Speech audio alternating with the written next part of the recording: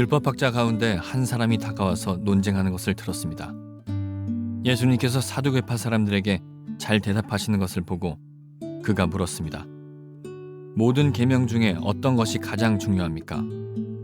예수님께서 대답하셨습니다. 가장 중요한 계명은 이것이다.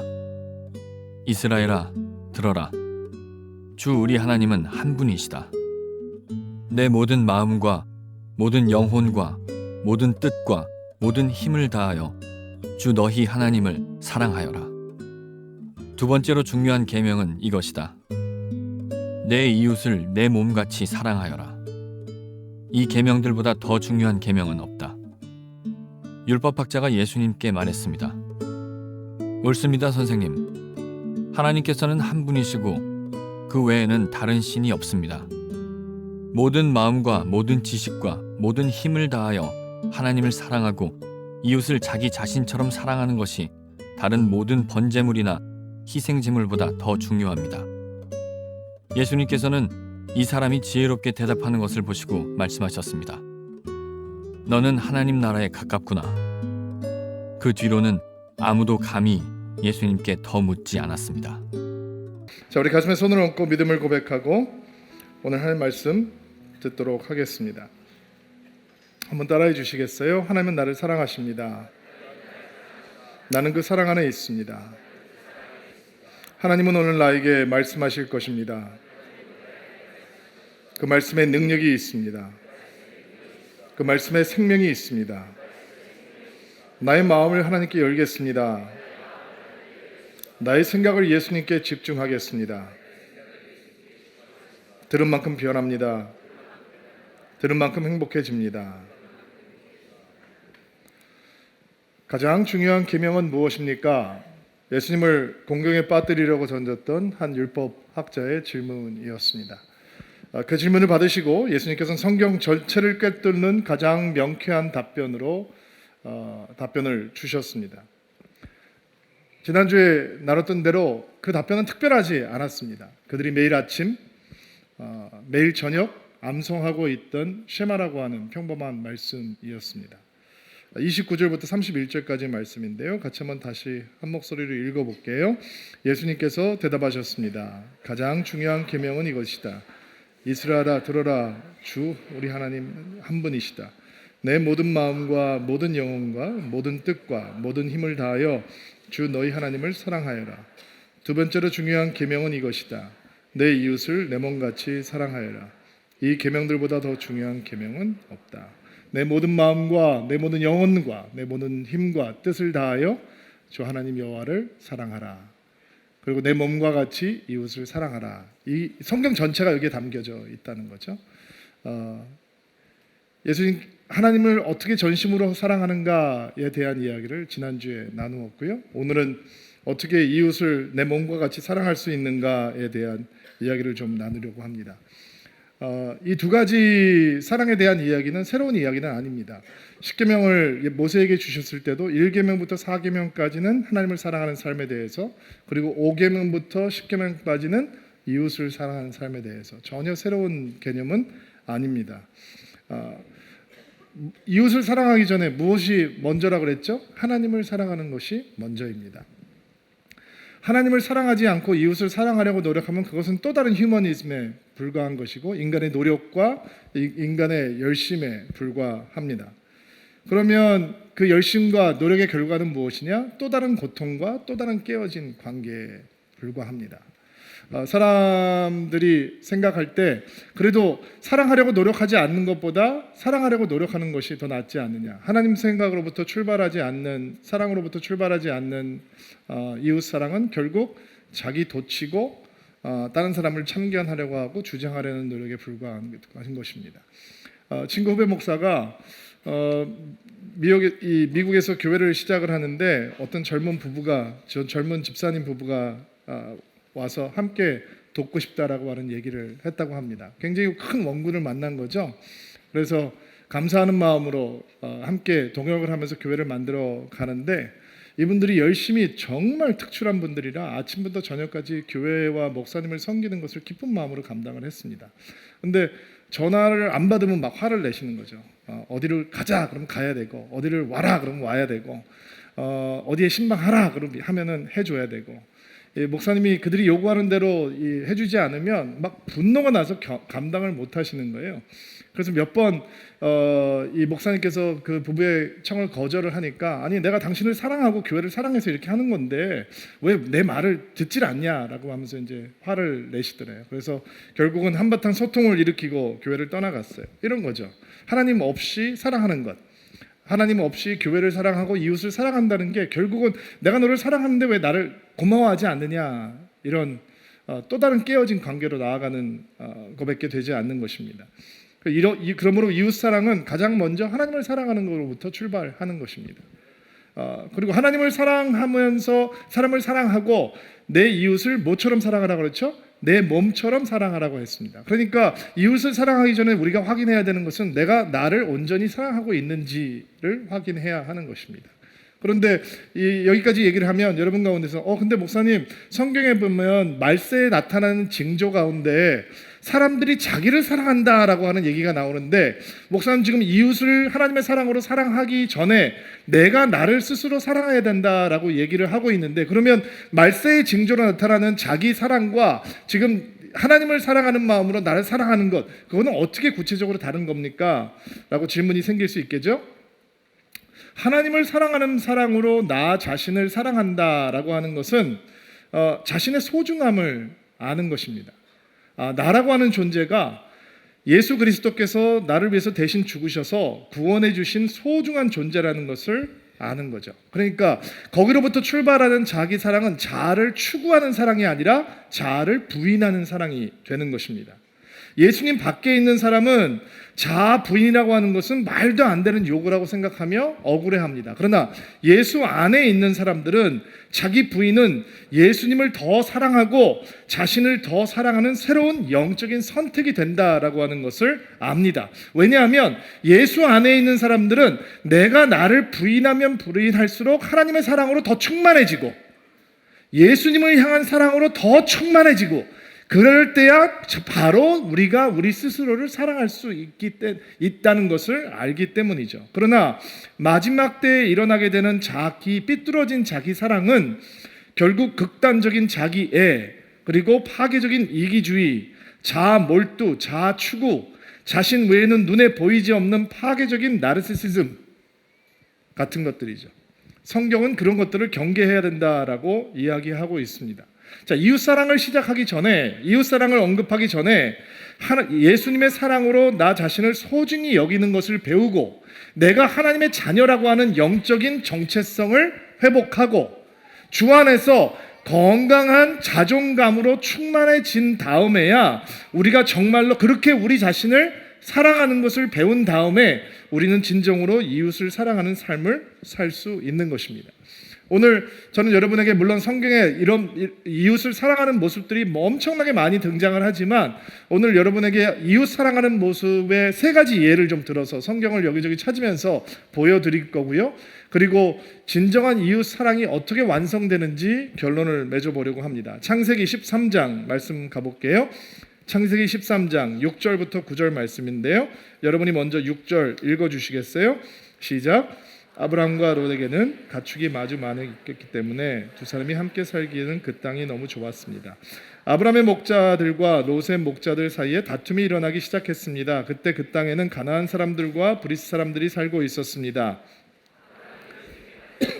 너와 나 사이에 다툼이 있어서는 되겠느냐? 내 목자들과 내 목자들 사이에서도 다투는 일이 있어서는 안 된다. 우리는 친척이 아니냐? 다 같이 모든 땅이 내 앞에 있으니 우리 서로 떨어져 살자. 내가 왼쪽으로 가면 나는 오른쪽으로 가고 내가 오른쪽으로 가면 나는 왼쪽으로 가겠다. 아브라함과 롯의 목자들 사이에서 다툼이 벌어졌어요. 가축이 많았기 때문에 목초지와 물을 확보하려고 하는 싸움이었겠죠.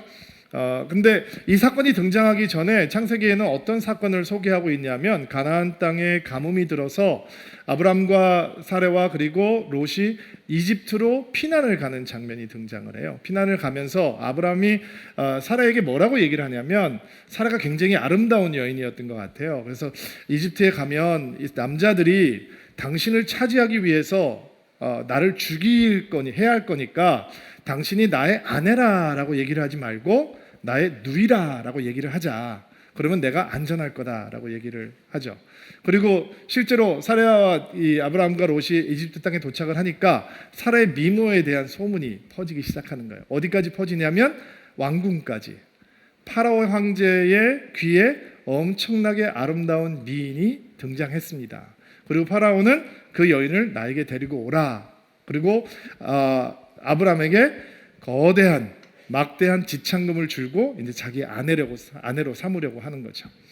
아브라함이 원래 재산이 많았는데 황제가 가축대도 주고 금은 보화도 주고 막 몰아주면서 환심을 사고 지창금을 주니까 롯이 보기에 아저씨가 우습지 않겠어요? 아내를 누이라고 속이고 그리고 지창금까지 받아 나오고 그리고 숙모를 거기다 냅두고 왕국에 냅두고 나오는 거잖아요. 이 롯이라고 하는 사람이 굉장히 탐욕스러운 사람인데 엄청나게 지창금을 받으니까 자기 아내가 더 젊은데 혹시 자기 아내를 보면서 당신은 뭐야 이런 생각도 하지 않았을까?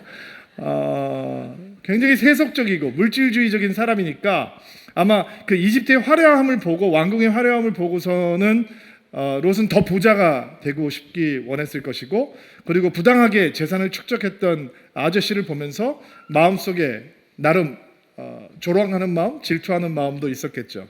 그런 가운데서 목자들 사이에 다툼이 생긴 거예요. 그러면 롯이 조카니까 목자 관리를 해야죠. 야, 부딪히지 마 라고 얘기를 해야 되는데 욕심으로 가득하니까 아저씨가 우스워 보이니까 영적으로 권위가 없으니까 부딪혀서 다툼이 일어났어요. 그리고 아브라함이 롯에게 이야기를 합니다. 우리가 싸웠으면 되겠느냐? 우리가 가족인데 네가 오른쪽으로 가면 내가 왼쪽으로 갈 것이고 너희가 왼쪽으로 가면 우리는 오른쪽으로 갈 것이다. 그럼 뭐가 문제냐? 다 비옥한 땅이 널려 있고 네가 선택하는 대로 먼저 가라. 그럼 난 딴 쪽으로 가겠다. 그게 무슨 합리적인 얘기가 아니냐? 그렇지 않습니다, 여러분. 이스라엘 땅은 비옥한 땅이 아닙니다. 어느 땅을 선택하느냐는 이 사람들에게 그리고 가축들에게 생존에 문제가 있는 것입니다. 여기에서 우리가 예수님께서 말씀하시는 이웃 사랑을 배우게 되는 것입니다. 이웃을 사랑한다라고 하는 것은 자신이 당연히 할 수 있는 선택을 포기하는 것입니다. 자신의 당연한 권리를 다른 사람을 배려하기 위해서 내려놓는 것입니다. 자신을 주장하는 것이 아니라 자신을 포기하는 것이 이웃 사랑입니다. 아브라함이 자기가 자격이 있는데 그는 양보하고 포기합니다. 누구나 다 자신의 권리를 먼저 주장하고 요구할 수 있습니다. 내가 더 중요한 사람이니 나는 이렇게 하겠다라고 이야기할 수 있습니다. 자신이 먼저 가져야 되는 이야기를 따질 수 있습니다. 그러나 거기는 이웃 사랑은 없습니다. 미국에서 같은 지역에서 두 교회가 교회 건축을 준비하고 있었습니다. 땅을 찾게 됐는데 정말 아름다운 교회를 지을 수 있는 좋은 땅을 발견했습니다. 문제는 그 두 교회가 같은 땅을 보고 있었다고 하는 것입니다. 한쪽 교회에서는 그 땅을 약속의 땅이라고 부르면서 기도를 시작을 했고 다른 교회에서는 그 땅을 비전의 땅이라고 부르면서 건축 캠페인을 시작했습니다. 아주 흥미로운 사실은 땅 주인이 독실한 크리스찬이어서 양쪽 교회에서 오퍼가 들어오니까 목사님들과 교회 리더십들을 모아놓고 나는 돈을 더 많이 주는 쪽에 땅을 넘기지 않겠습니다. 당신들끼리 회의하고 의논해서 누가 땅을 살지를 결정을 하시면 나는 당신들에게 매우 싼 값으로 시세보다 싼 값으로 교회를 지을 수 있는 땅을 팔도록 하겠습니다 라고 얘기를 했습니다. 그래서 양쪽에 두 교회 목사님들과 교회 리더십들이 모여서 회의를 합니다. 어떻게 그들이 오랫동안 기도해 왔는지 왜 그 땅이 그 교회에게 주신 땅 하나님의 약속의 선물인지 이제 설명을 하면서 팽팽하게 대립을 하는 거죠. 그리고 결국은 양쪽 교회에서 타협점을 참지 못하고 결국은 그 땅은 우리들이 가져야 된다라고 하는 주장만 한 채로 회의를 마치게 되었습니다. 사람들이 흥분하고 감정이 나빠지고 거칠어지고 한쪽에서 목사님들이 어떻게 해야 되는지 고민을 하고 있을 때 한 교회 목사님께서 장로님들과 교회 리더십들에게 그리고 교인들에게 이렇게 설득을 하기 시작합니다. 우리가 먼저 포기합시다. 우리가 그 땅을 양보합시다. 다른 교회가 교회를 지을 수 있도록 합시다. 그리고 다른 이 리더십들과 성도들은 아주 마지못해 목사님께서 요구하셨던 대로 그 땅을 포기하게 되었습니다. 그리고 그 땅에 교회가 건축돼 가는 모습을 보면서 사람들은 기뻐하는 대신 마음이 불편해지기 시작합니다. 그리고 포기하자라고 얘기했던 목사님을 불러서 당신이 교회를 건축하지 못하는 무능함을 책임지고 물러나십시오, 사퇴하십시오 라고 요구를 합니다. 이 목사님이 잘못한 것입니까? 이 목사님이 포기하자라고 하는 것이 무능한 목회 리더십입니까? 여러분은 물론 아니다라고 얘기를 할 것입니다. 그러나 목회지에서 쫓겨난 남편, 아버지 된 목사를 바라보면서 가족들은 과연 어떻게 하나님의 은혜를 설명할 수 있었을까요? 다른 교회는 감사한 마음으로 그 땅 위에 교회를 지었습니다. 그리고 이 목사님은 쫓겨나서 또 다른 교회를 개척하기 위해서 엄청나게 고생을 하셨습니다. 자신의 권리를 포기하는 이웃사랑, 말로는 근사해 보이지만 실제로 그것을 살아라 라고 얘기하면 우리는 선뜻 그런 희생이 있는 이웃사랑을 선택하기 쉽지 않을 겁니다. 시간이 많이 흘렀습니다. 이 목사님의 교회는 매우 더디게 부흥했습니다. 그러나 언젠가부터 미국 전역에서 이 목사님에게 그 목회의 이야기를 배우기 위해서 사람들이 몰려오기 시작했습니다. 저도 그분의 간증을 한 20여 년 전에 들은 적이 있습니다. 눈물을 글썽이며 그 과거를 간증하시던 목사님, 그 땅을 포기하는 결정은 내가 했던 결정 가운데 가장 잘한 결정이었습니다. 무능하다는 말, 어리석다는 말 듣기 괴로웠지만 단 한 번도 그 결정에 대해서 후회한 적은 없었습니다. 누구에게도 부끄럽지 않은 결정이었고 하나님 보시기에 옳은 결정이었습니다. 그 진솔한 간증을 기억합니다.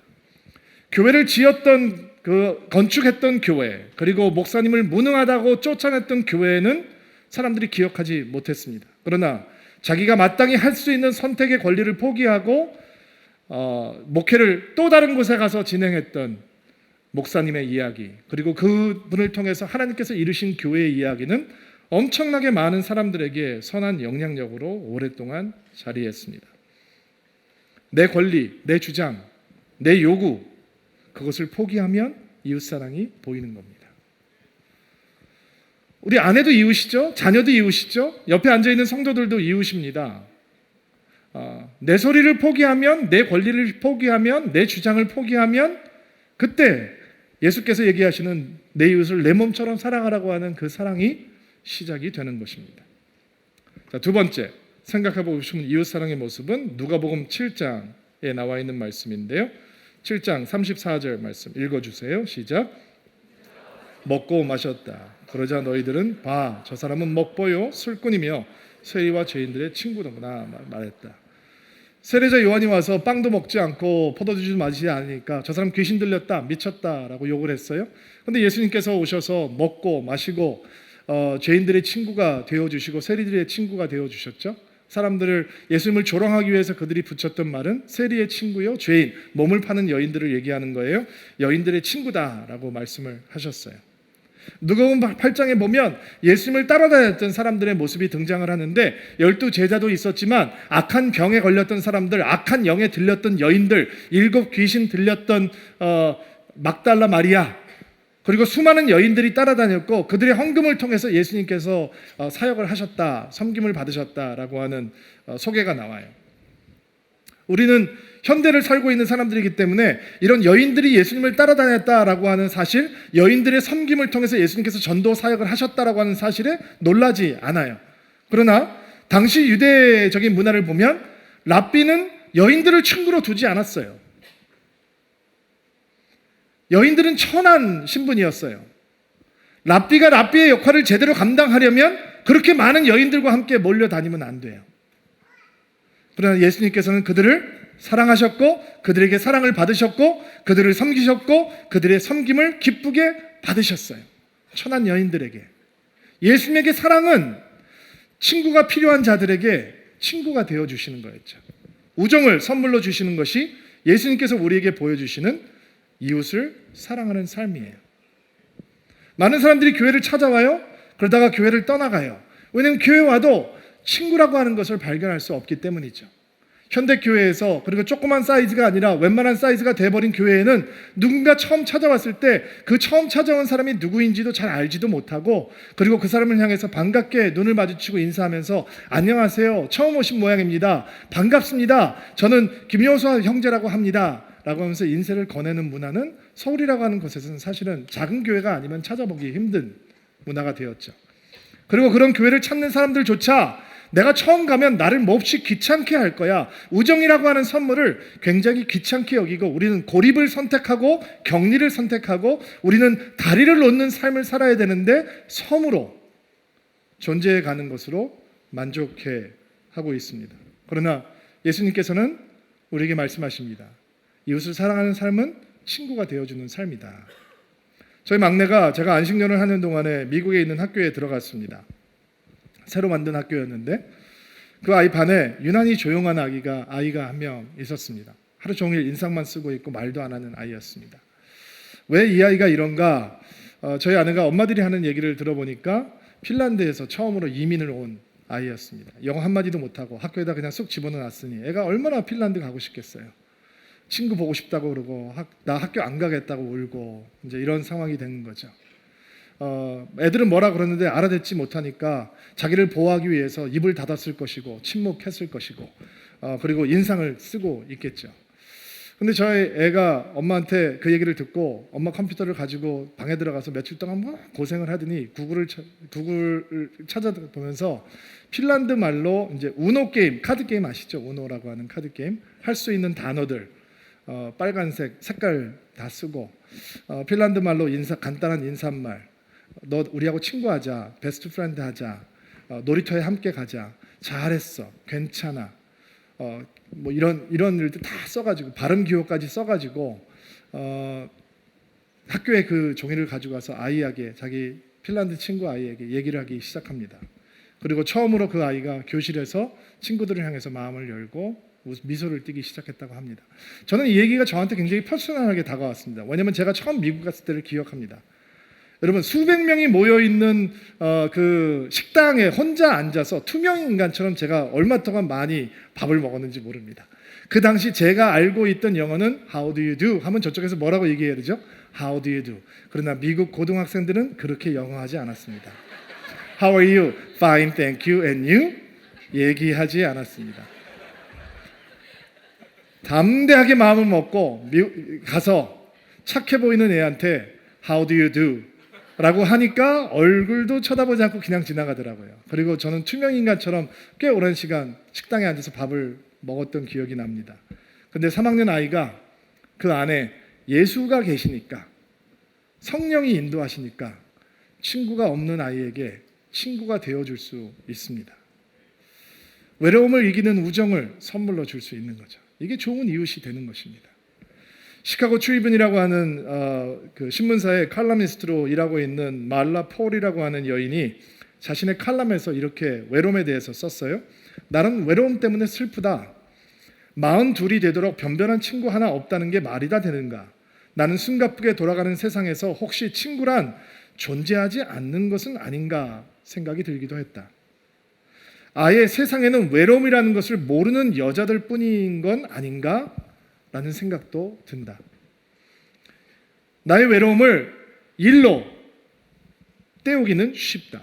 그러나 그것으로 충분하지는 않았다. 그의 칼럼은 이렇게 마무리가 됩니다. 최근에 딸 아이에게 안데르센의 미운 오리 새끼를 읽어주었다. 그러다가 문득 같은 존재를 찾기 위해 여기저기 헤매고 있는 미운 오리가 나와 똑같은 처지라는 생각이 들었다. 이 새는 결국 자기 동족을 찾는다. 나도 그랬으면 좋겠다.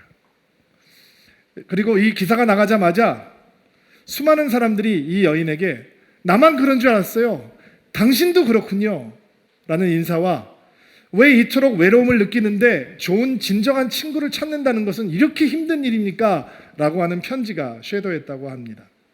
미국에 실제로 어떤 통계를 보면 미국 남자의 90%는 진정한 친구가 없어서 아쉽다라고 답을 했다고 합니다. 함께 스포츠를 얘기하고 운동 경기를 하고 함께 히히덕거리고 먹고 마시는 친구들은 있지만 그들의 마음과 아픔과 영혼을 커넥트할 수 있는 진정한 친구에는 나는 없다라고 얘기하는 사람들이 90%나 됐다고 합니다.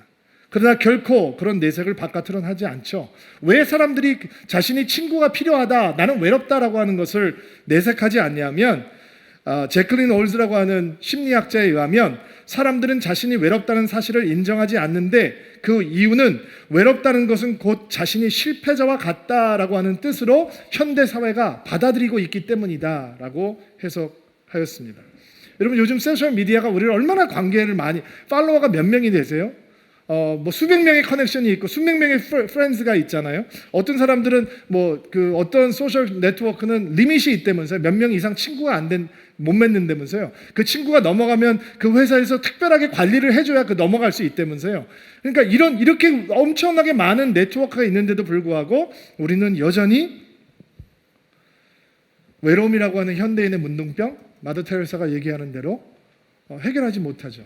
사실은 현대인들이 외로움이라고 하는 것을 해결하는 방법은 뭐냐면 또 다른 액티비티를 가득 시간 속에 메워 놓는 거예요. 그러나 여러분, 외로움이라고 하는 것은 시간이 비워져 있기 때문에 느끼는 게 아니고요.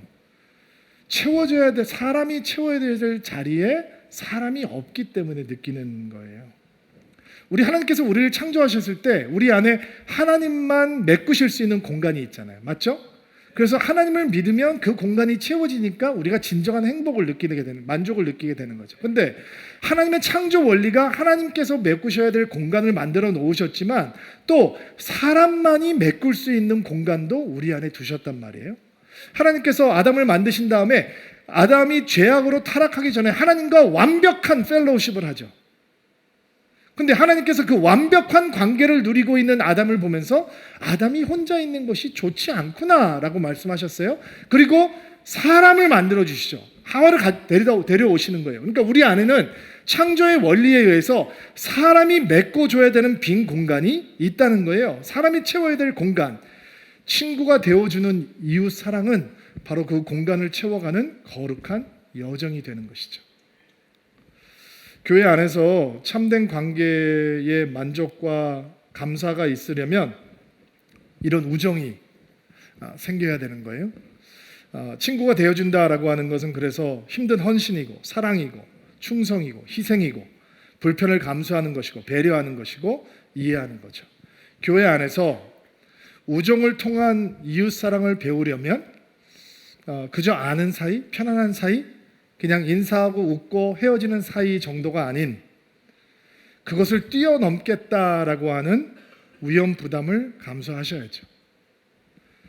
불편한 도전을 감수하셔야 되고 거절당할 위험도 감수해야 하고 배발당한 위기도 감당해야 합니다. 그러나 진정한 우정을 우리가 교회 안에서 찾을 때, 공동체 안에서 만나게 될 때 누군가를 사랑하고 누군가에게 사랑을 받고 누군가를 알고 누군가가 나를 깊이 알아주고 누군가를 사랑으로 섬기고 누군가는 나를 사랑으로 섬겨주고 누군가를 기뻐하고 누군가 나를 기뻐해주는 진정한 우정의 기쁨, 즐거움을 얻게 되는 것입니다.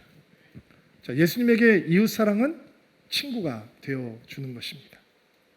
교회는 이 세상을 향해서 친구가 되어줘야 합니다.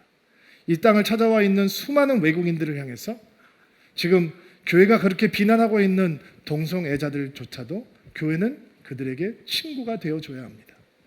그들을 사랑으로 주 앞에 인도해야 하는 것입니다. 세 번째, 이웃사랑의 모습을 한번 볼게요. 열왕기 하 7장 말씀인데요.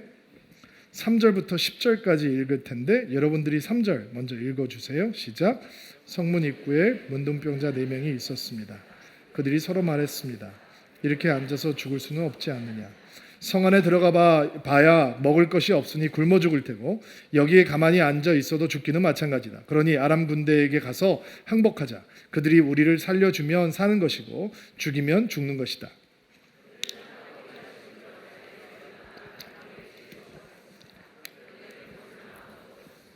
주께서는 아람 군대의 귀에 전차와 말과 큰 군대의 소리가 들리도록 하셨습니다. 그들이 서로 말했습니다. 이스라엘 왕이 헷과 이집트의 왕들을 불러 우리를 치려한다.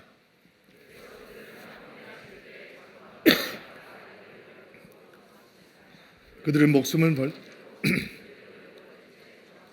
문둥병자들이 진의 가장자리로 가서 어느 장막 안으로 들어갔습니다. 그들은 거기에서 먹고 마셨습니다. 그리고 은과 금과 옷가지를 진에 가지고 나와 숨겨두었습니다. 그런 다음에 그들은 다시 진으로 돌아가서 다른 장막으로 들어갔습니다. 거기에서도 여러 물건을 챙긴 후 숨겨두었습니다. 우린 지금 옳지 않은 일을 하고 있네.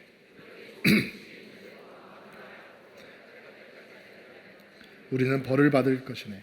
당장 가서 왕궁에 있는 사람들에게 이 사실을 알려주세요.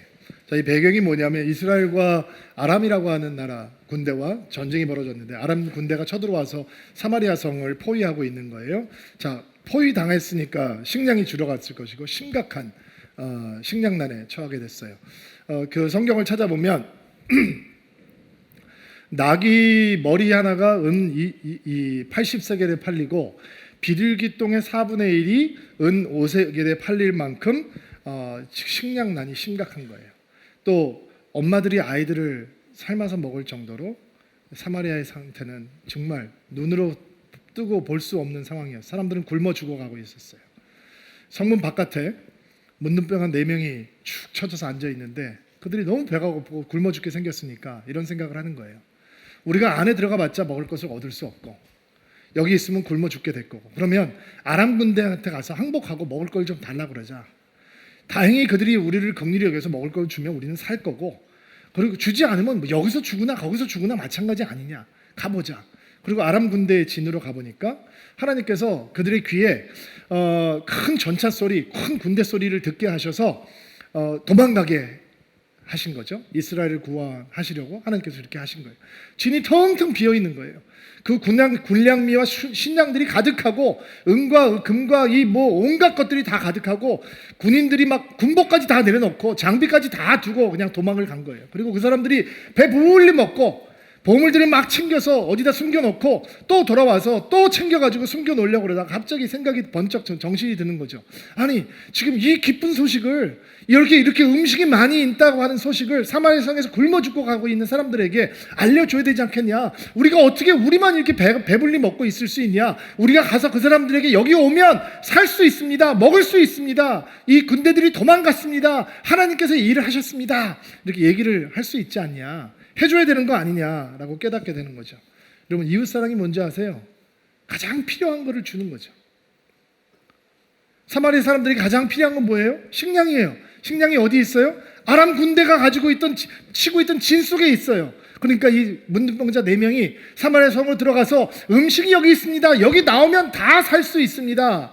얘기해 주는 거죠. 이게 하나님께 배우는 이웃사랑의 이야기예요.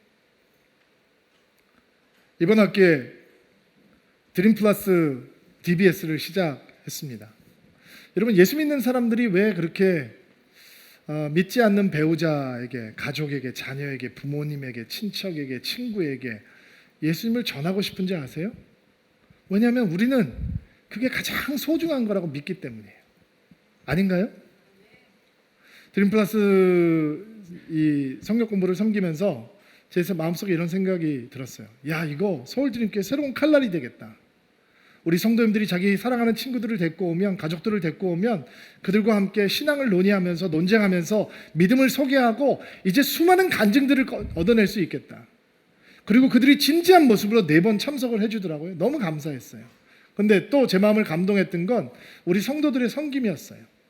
저는 그냥 간단하게 다과 좀 준비해 주시고 도시락 좀 준비해 주세요 라고 부탁을 했는데 우리 성도님들이 냅킨 같은 거를 전부 다 생화로 다 싸고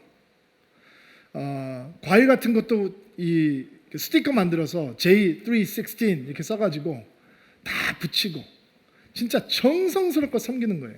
근데 거기 오는 사람들이 어떤 사람들이냐, 오기 싫어서 오는 사람들이잖아요. 사실 좀 끌려오는 사람들이잖아요. 마지못해서 4번 와주는 거지, 친구들 때문에. 그리고 그냥 거기 있어주는 거죠. 첫날은 전부 다 웃는 사람들이 별로 없더라고요. 굳은 표정으로. 근데 이 사람들은 우리 성도들인데 왜 그렇게 해야 되느냐? 왜냐하면 우리는 이웃을 사랑한다는 게 어떤 의미냐면 우리에게 가장 소중한 예수님, 복음, 영원한 생명, 이거를 전해주는 게 우리에게는 이웃 사랑인 거예요. 그러니까 그 자리를 지켜내고 싶은 거죠. 앞으로도 계속 그런 자리를 만들었으면 좋겠다라고 생각을 하고 여러분들이 할 건 하나예요. 데리고 오시면 되는 거예요. 눈물로 기도하고 금식하면서 그들의 건강지를 깨고 무조건 4번만 좀 와달라. 같이 한번 가보자. 그러면서 복음의 씨앗을 심는 거예요. 매 학기 때마다 복음의 씨앗을 심으면서 그들에게 예수님을 소개하려고 하면 되는 거죠. 이웃사랑은 그들에게 가장 필요한 것을 주는 거예요. 테디 스톨라드라고 하는 의사 선생님과 미시스 탐슨이라고 하는 크리스찬 여선생님의 만남은 테디가 5학년이 되었던 교실에서 이루어졌습니다. 테디라고 하는 아이는 다른 아이들에게 왕따를 당하는 늘 놀림의 대상이 되는 아이였습니다. 하루 종일 멍하게 앉아있고 출석을 부를 때 말고는 한마디 대화 이 얘기도 하지 않는, 옷은 늘 더러웠고 머리는 엉클어져 있고 냄새까지 심하게 나는 아이였습니다. 톰슨 선생님은 그런 테디의 시험지에 X표를 다 하고 시험지에다가 빵점이라고 쓸 때 묘한 쾌감을 느꼈다고 합니다. 근데 어느 날 모든 시험 문제에다가 X표를 하고 또 다리 빵점이라고 쓰려고 할 때 갑자기 어떤 생각이 들어서 테디의 생활 기록부를 찾아보았습니다. 그리고 이전에 미처 몰랐던 사실들을 알게 되었습니다. 1학년, 착한 아이다. 미래가 보인다. 하지만 가정 환경이 불우하다. 2학년, 조용하고 폐쇄적이다. 엄마가 불치병을 앓고 있다. 3학년, 다른 학생들에 비해서 뒤떨어진다. 올해 엄마가 돌아가셨다. 아빠는 무관심하다. 4학년, 이 아이에게는 미래가 없다. 아빠는 집을 나갔다. 테디는 현재 이모 집에서 구박받고 살고 있다. 크리스마스가 되었는데 아이들이 선생님을 위해서 작은 선물을 포장해서 선생님들이 아이들이 보는 앞에서 선물을 오픈하는 시간이 있었습니다. 아이들은 엄마가 예쁘게 싸준 포장지에 작은 선물들을 가지고 왔습니다. 그리고 톰슨 선생님은 감탄사를 연발하면서 아이들에게 고맙다고 웃으면서 인사를 했습니다. 테디가 내오는 선물은 예쁘게 포장되어 있는 선물이 아니었습니다. 누런 봉투, 미국 가면 왜 그 누런 봉투 있죠? 샌드위치 싸가지고 다니는 봉투, 그 봉투에다가 선물을 내밀었습니다. 아이들이 히덕히덕 웃기 시작합니다. 그리고 봉투를 열자 거기에는 거의 비어있는 향수병과 그리고 알이 다 떨어져 버린 모조 다이아몬드 팔찌가 있었습니다.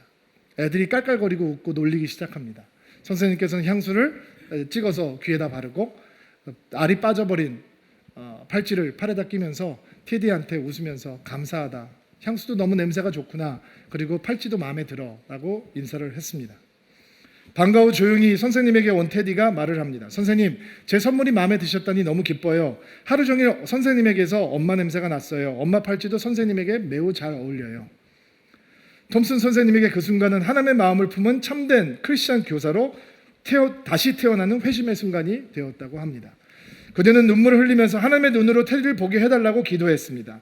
그리고 선생님의 관심과 사랑으로 학년이 끝날 때쯤 테디는 다른 아이들의 학습 능력까지 거의 쫓아와 있었습니다. 졸업 후 테디는 톰슨 선생님의 기억에서 잊혀져 갔습니다. 그러나 어느 날 편지가 한 통 날라옵니다. 사랑하는 톰슨 선생님께, 제가 곧 고등학교를 졸업한다는 소식을 선생님께 가장 먼저 알려드리고 싶었어요. 제가 2등으로 졸업하게 되었습니다. 사랑하는 제자 테디 스톨라드. 4년 후에 또 다른 편지가 날라왔습니다. 사랑하는 톰슨 선생님께, 과에서 1등으로 졸업한다는 소식을 선생님께 가장 먼저 알려드리고 싶었습니다. 대학 생활이 쉽지만은 않았지만 그래도 좋았어요. 사랑하는 제자 테디 스톨라드 올림. 4년 뒤에 또 다른 편지가 도착합니다. 사랑하는 톰슨 선생님께, 제가 티오도어 제이 스톨라드라고 하는 의학 박사가 됐다는 사실을 선생님에게 가장 먼저 알려드리고 싶었어요. 멋지죠? 제가 결혼할 때 선생님께서 제 어머니 자리에 앉아주셨으면 해요. 선생님은 제게 가족만큼 가장 가까운 분이시니까요. 사랑하는 제자 테디 스톨라드 올림. 이웃을 사랑한다라고 하는 것은 그들에게 가장 필요한 것을 필요한 때 주는 것입니다. 그게 이웃 사랑입니다. 무엇이 필요한지 관심을 가지면 보이게 되어 있습니다. 몇 주 전에 저희 의료 선교 사역팀 드림 힐러스가 안산에 있는 외국인 근로자 교회에 가서 섬기고 왔습니다. 갔다 온 다음에 지난주에 우리 한 성도님을 통해서 거기 조마 형제라고 하는 형제에 대해서 얘기를 듣게 되었습니다. 나이베리아 난민으로 저희 한국에 들어온 형제라고 하는 것입니다. 그런데 갑자기 소변이 안 나오고 하반신 마비가 오고 이런 증상이 있어서 병원에 갔는데 의료보험도 안 되고 검사하는 데만도 비용이 만만치 않게 들고 척추에 문제가 있는 것 같은데 수술을 하려면 돈을 먼저 내라라고 얘기를 하니까 뭐 난민이 무슨 돈이 있겠어요. 그러니까 아마 저희 교회 성도님들하고 연결이 돼서 저희 교회 SOS 요청이 들어온 거죠. 이웃사랑이 뭐라고요? 가장 필요한 거를 주는 거라고요. 병원비 대줘야죠.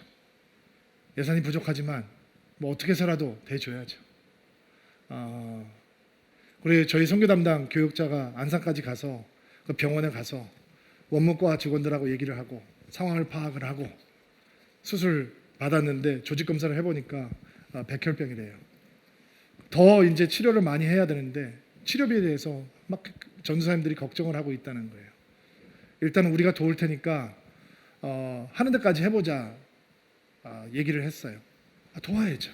우리가 알았는데. 저는 금석 형제 얼굴도 한번 본 적이 없는 사람이지만 우리랑 연결이 됐는데 이웃사랑은 그들이 가장 필요한 것을 주는 거니까 그 사람이 가장 필요한 건 수술 받는 것이고 항암 치료하는 것이고 수술비야 치료비야 우리가 기도하면서 나가면 하나님께서 또 하실 것이고 가장 필요한 거 주는 거죠.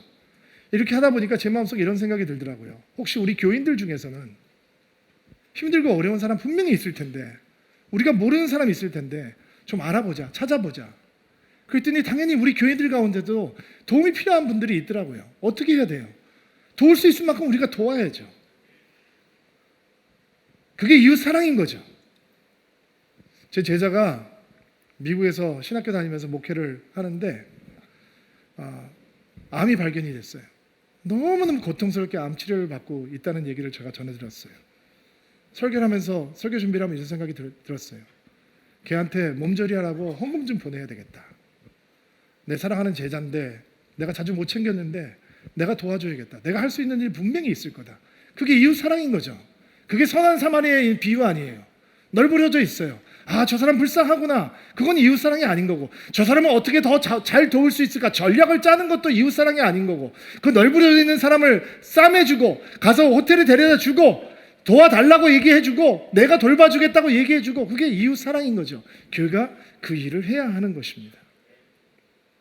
여러분 예수님께서 가르쳐주신 이웃 사랑은 어떻게 완성이 되는지 아세요? 원수가 나타나야 완성이 돼요. 지금까지 잘 왔는데 뜨끔하시죠? 원수라고 하는 단어가 좀 흉측하잖아요. 그렇죠?